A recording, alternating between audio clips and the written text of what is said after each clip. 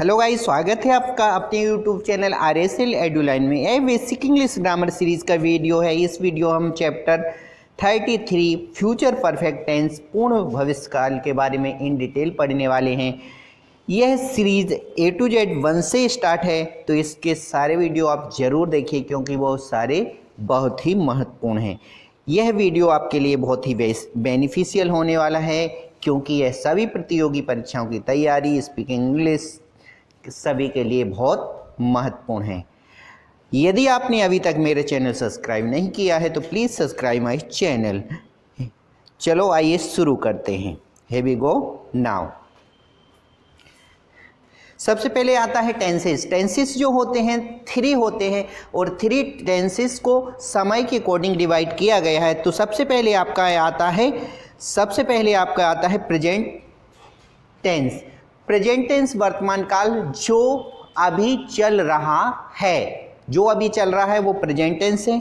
Second आपका आता है भूतकाल, पास्ट टेंस। जो बीत चुका है, जो समय हमारा बीत चुका है वह पास्ट काल के नाम से जाना जाता है या हम हिंदी में भूतकाल बोलते हैं। उसके बाद आपका आता है फ्यूचर टेंस भविष्यकाल, जो आने वाला है। तो देखिए समय जो है वो उसको डिवाइड किया है 3 पार्ट में।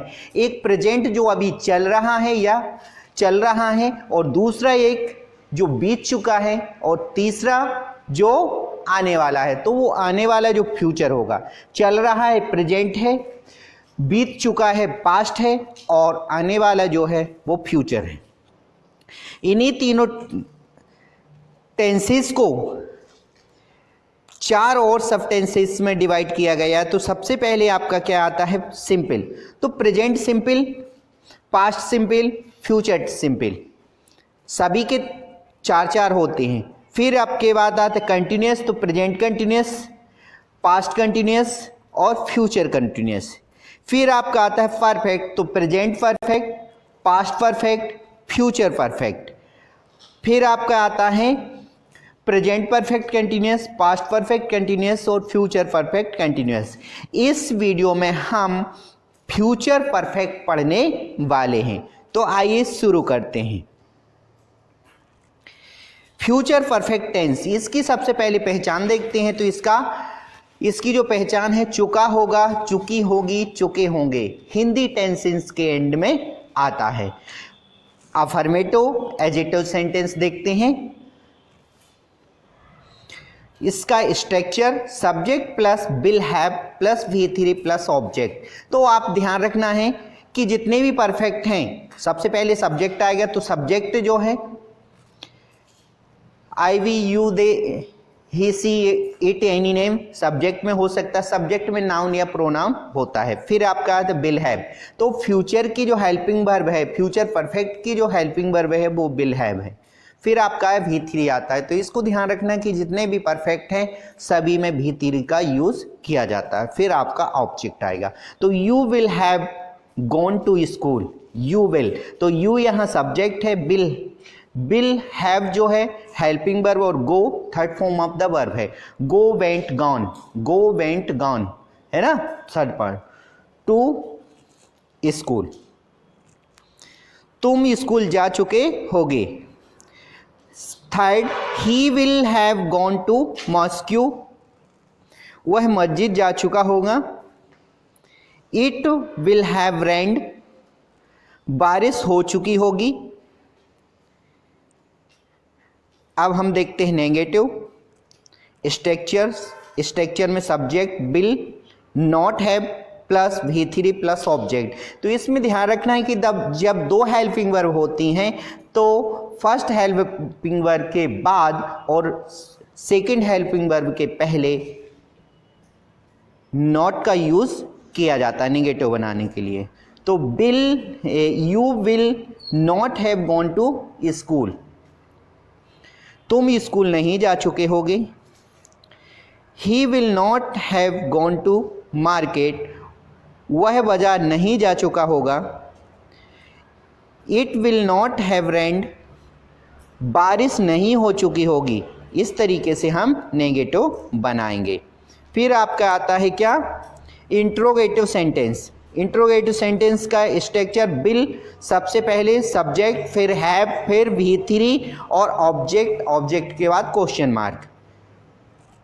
Bill you have gone to school, क्या तुम स्कूल जा चुके होगे? आंसर, अब देखिए इंट्रोगेटिव से जब हम क्वेश्चन करते हैं तो इसका दो पॉजिटिव आंसर हो सकते हैं। Yes I will have gone to school, no I will not have gone to school. Will he have gone to coaching, क्या वह कोचिंग जा चुका होगा? तो यदि जा चुका है तो yes he will have gone to coaching, no he will not have gone to coaching. Will it have rained, क्या कल बारिश हो चुकी होगी? यदि हो चुकी तो yes it will have rained, no it will not have rained. इस तरीके से इंट्रोगेटिव सेंटेंस जो है वो हम पढ़ते हैं और इसके आंसर कैसे देते हैं वो भी हमने इसमें देखा। अब आता है इंट्रोगेटिव नेगेटिव सेंटेंस। बिल्स plus subject plus not plus have plus V3 plus object, या फिर वॉन्ट, बिल प्लस नॉट को कॉन्ट्रैक्ट करके बनाया गया है तो वॉन्ट हो जाएगा, will plus not won't, subject plus have plus V3 plus object question mark.